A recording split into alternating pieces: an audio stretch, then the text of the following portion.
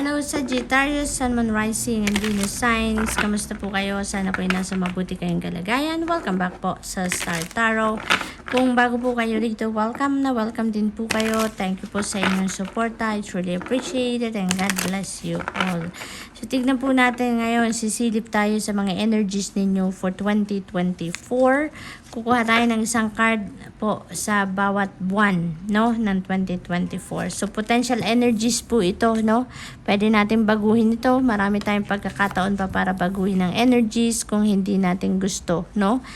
So we have March, April, May, June, July, August, September, October, November, December. Ayan. So, tignan natin yung potential energy ninyo for January. Sag, ang unang mensahe ninyo, Chariot. Napakaganda, no? Napakaganda. Galing kayo dito sa, sa victory. Galing kayo dito sa tagumpay, pagtatagumpay sa paglaban, sa hamon ng buhay ninyo, mga last part ng ng 2023 dito. Meron kayong success, may tagumpay kayong nakamit dito, no? Kaya pagdating ng January 2024, napakataas ng confidence level ninyo dito. Very confident, very assertive kayo dito. Alam na ninyo kung anong path ang tatahakin ninyo dito, no? Dahil kayo dito, mas excited kayo lalo, no? Excited kayong simulan ang bago ninyong plano, ang bago ninyong endeavor. You're very driven din dito, determined kayo, no? Na abutin kung ano man ang goal ninyong sinet ninyo dito for yourself. On the go kayo dito, on the go, excited, very optimistic kayo dito, na pagtatagumpayan din ninyo kung ano man yung gagawin ninyo dito around January, kung ano man ang sisimulan ninyo, no? For others of you, dito Sagittarius, travel ang focus ninyo, no? Maaring maaring New Year's resolution ninyo, magta-travel ako pagdating ng 2024. Kaya January pa lang, maaring meron na kayong mga travel na gagawin, may mga travel plans na kayo na maaaring sisimulan nyo na agad-agad, no, pagpasok ng 2024. So for January, February, meron tayong Three of Swords. Ayan. So feels like meron dito kayong mga heartache, disappointment, maybe frustration, no, na maaari ninyong ma-encounter. Pero Sagittarius, tulad ng sinabi ko kanina, kung hindi ninyo gusto ang mga energies na makikita ninyo, silip lang ito, no? Silip lang ito. Maaari nating baguhin ito, maaari pa ninyo itong makontra, maaari pa ninyong magawa ng paraan ito para maiwasan ninyo ang sitwasyon na ganito, para hindi kayo masaktan, hindi kayo ma-frustrate, hindi kayo ma-disappoint, no? Kung ano man yan, kasi ang energy ni Three of Swords dito sa card deck na to, no? Fresh na fresh ang heartache, ang heartbreak na lumalabas sa energy na to dito sa specific na card deck na ito. Kaya parang fresh ito, bago lang, no? So ngayon pa lang pwede na ninyong magawa ng paraan yan, no? Maaring maaaring meron nang nangyayari dito sa inyo towards the end of the year, kasi February ito. So towards the end of 2023, maaaring nagsisimula ng mangyari, no? Magsisimula ng mangyari ang mga bagay na maaari ninyong ika-disappoint. Maaaring may mga decision kayo dito na hindi ninyo magugustuhan ang resulta, no, pagdating ng 2024. Kaya pag-isipan ninyong mabuti ngayon pa lang kung ano yung mga gagawin ninyo, kung ano yung mga decision na gagawin ninyo, kung ano yung mga choices na pipiliin ninyo sa buhay ninyo towards the end of the year, no, na 2023. Nang sa gayon, no, maiwasan ninyo ang heartache na to. Maiwasan ninyo yung energy na to, no? Kasi marami pa tayong magagawa, no? Marami pa tayong magagawa sa ngayon. Malayo pa ang February. So, pagdating ng March, yung potential energy ninyo is Queen of Swords. Ayan. So, ito, ang advice sa inyo dito, maging straightforward kayo, no? Maging straightforward kayo sa pakikipag-communicate, maging kayo dito, maging malinaw, no? Maging efficient and effective communicator kayo. Yun ang hamon sa inyo ni Queen of Swords around March. Maaring meron kayo dito mga transactions, negotiations, job interviews, no, or importanteng mga pakikipag-usap, no, na gagawin dito around March. At yun ang requirement sa inyo ng energy na to, na magsalita kayo ng malinaw, i-express ninyo ng malinaw ang mga gusto ninyong sabihin, kung ano nasa isip ninyo, anong nararamdaman ninyo, sabihin ninyo, no? At nang sa gayon, maintindihan kayo ng kausap ninyo, ma-pick up ng kausap ninyo kung ano ang punto ninyo, no? So, yun ang reminder sa inyo dyan ni Queen of Swords. That is for March.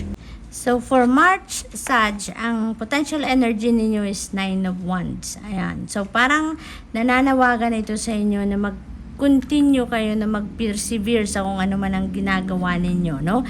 Huwag kayong mawalan ng pag-asa, huwag kayong sumuko. Now is not the time to give up, but instead, now is the time na para mas magpursige ka, dahil one last push na lang ang kailangan mong gawin dito. 9 of Wands na tayo, ang sunod nito is 10 of Wands, and finish line na yun, no? Nang kung ano man ang inyong pinagpo-focusan dito. Kaya ang invitation sa inyo dito, huwag kang mag-give up, dahil sayang naman ang effort ninyo. Sayang naman ng ininvest na ninyo ditong pagod, attention, kung ano pa yung ginastos na ninyo dito, and even your resources para mag-give up lang kayo, 'di ba?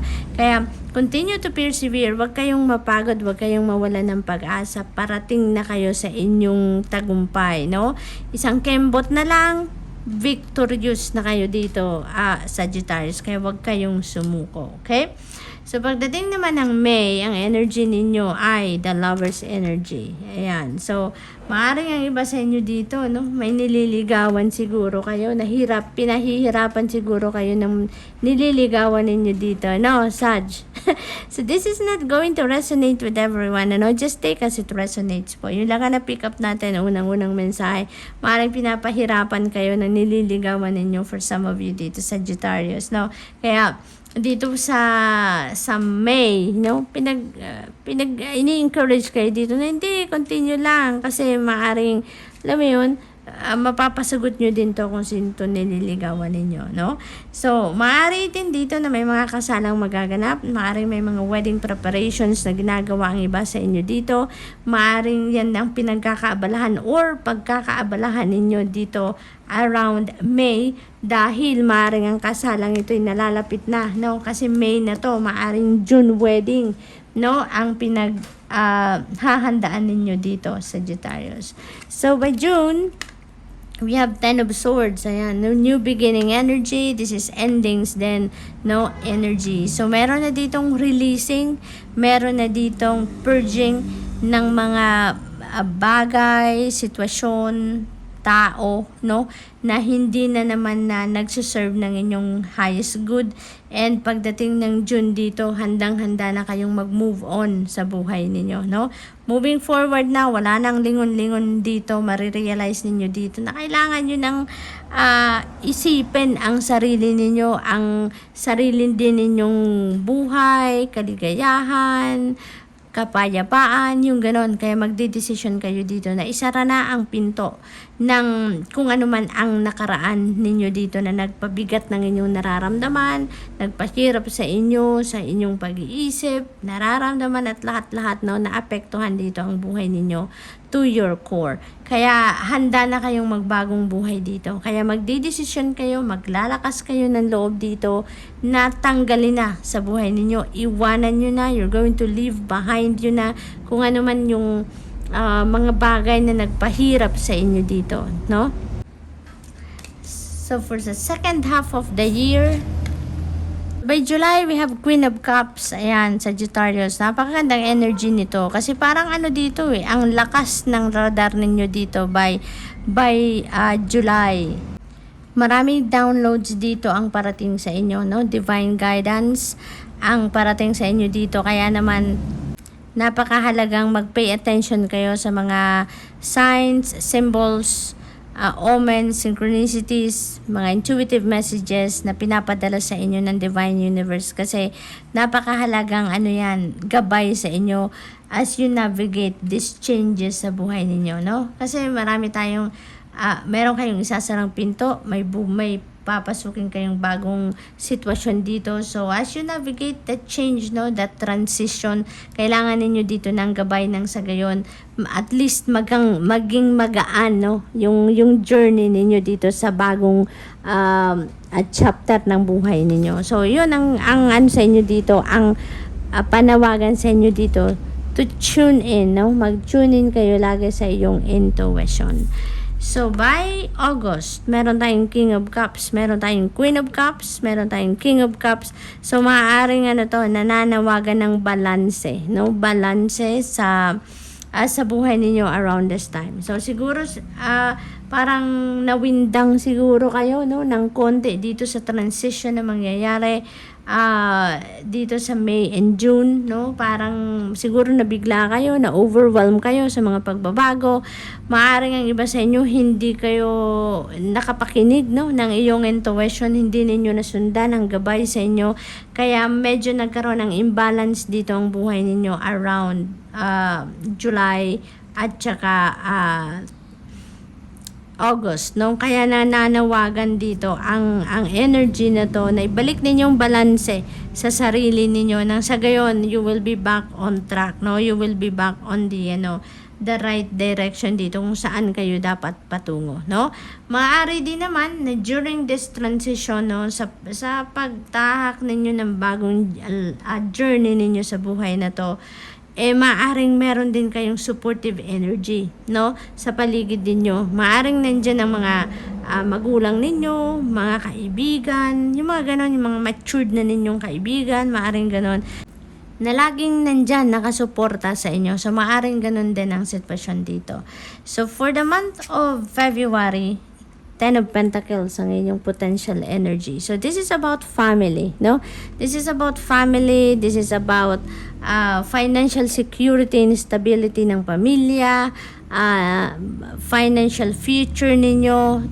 Maaring ito yung focus ninyo around this time, no? Maaring ang focus ninyo is yung pag-iipon ng pera, pag-i-establish din ng inyong financial future nang sa gayon ma-ensure ninyo yung yung makapag-provide kayo ng pangangailangan ng sarili ninyo at ng pamilya ninyo, hindi lang for few months or few weeks but for the long term, no? So maaring may ganun sitwasyon ng iba. Maaari din na usaping inheritance ito, Sagittarius. Maaring around this time may mga pagtitipon ng pamilya ninyo dito at maaring ito yung period, no, na malalaman na ninyo kung ano yung mamanahin ninyo. Maaari din na may mga usapin dito ng about sa mga dokumento, no, na kailangan pirmahan or ayusin para makuha nyo na ang mga mana ninyo. So maaring may ganong ganap din dito, no. This is also about wealth, no. This is also about financial gain. So maaring may mga financial opportunities din na parating sa inyo dito na magbibigay ng pagkakataon sa inyo na para makapagsimula na kayo na mag-establish din, ng inyong financial future, Sagittarius. So, for the month of October, meron tayong Two of Wands. Ayan, ang daming plano ninyo dito. Ang daming plano at maaring nakapag-set na kayo ng kung ano man ang plano ninyo dito, na-concretize na ninyo ang plano ninyo at ang sitwasyon ninyo ngayon, magdidesisyon na kayo kung ano yung uunahin ninyo, no? Kung saan kayo unang pupunta. Meron din ako napipick up din dito na travel, no? Maaring ang pinag-iisipan ninyo, pinagdidesisyonan ninyo kung anong lugar ang pupuntahan ninyo, no? Maaring pasyal ito or maari din naman na namimili kayo, tumitingin-tingin kayo ng lugar or bansa na gusto ninyong puntahan para or pag-applyan ng trabaho, no? Maaring ganun din ang ganap dito. Kasi balak siguro ng iba sa inyo dito mag-abroad para magtrabaho doon or maaring mag-migrate, no? So, at this time, parang iniisip ninyo, alin kaya yung bansang pupuntahan ko? Alin dito yung mas gusto kong puntahan? Saan ako gustong bagong buhay sa bagong lugar na to. 'Di ba? Yung mga ganun sigurong pinag-iisipan ng iba sa inyo. Napakahalagang choice no dito ang hinaharap ng iba sa inyo dito, Sag. So by November, we have Three of Cups. Ayan, may celebration, no? May mga celebration dito. Siguro to, parang paunang celebration, paunang pagtitipon dito bago dumating ang Pasko, no? So maaring meron na ditong reunion, maaring meron ditong pwede rin na announcement ito, no, ng may kakasal, siguro may engagement party din dito, maaring ganun, or maaari din naman Sagittarius na meron kayong accomplishment or mga achievement dito na makakamit around this time na celebrate ninyo, no, with your family and friends. So, for December, meron tayong Knight of Wands. Ayan, nagmamadali na si Sagittarius. Parang excited na kayo dito sa pagpasok ng 2025, no? Excited na kayong gawin ang mga plano ninyo. Excited na kayong simulan ang mga bagay na pinaplano ninyo ditong gawin, ano, na by 2025. So maybe yung preparations dito, no, para nasa preparation stage kayo dito by December, at meron kayong mga endeavor dito na gusto ninyong simulan by 2025 January, pero December pa lang parang mainit na yung upuan ninyo, no, hindi na kayo mapakali. Parang ang pakiramdam ninyo dito, I can't wait to start, 'di ba? Nang kung ano man ang plano ninyo dito. So, din ito, fast moving energy. Kaya maraming ganap dito sa buhay ninyo around December na parang nagmamadali kayo lagi. Parang gusto ninyong matapos agad kung ano man ang sisimulan, or gusto ninyong simulan agad kung ano din naman ang mga ideas ninyo, mga plano ninyo. Yung gano'n, yung parang in a rush kayo dito, yun ang energy ng December. So, such, yun ang silip natin, no, sa mga energies, sa mga potential energies na maaaring bumalot sa inyo sa 2024. So, I hope nakatulong ang mga mensaheng ito in some way. Thank you for watching. Love and light. Namaste.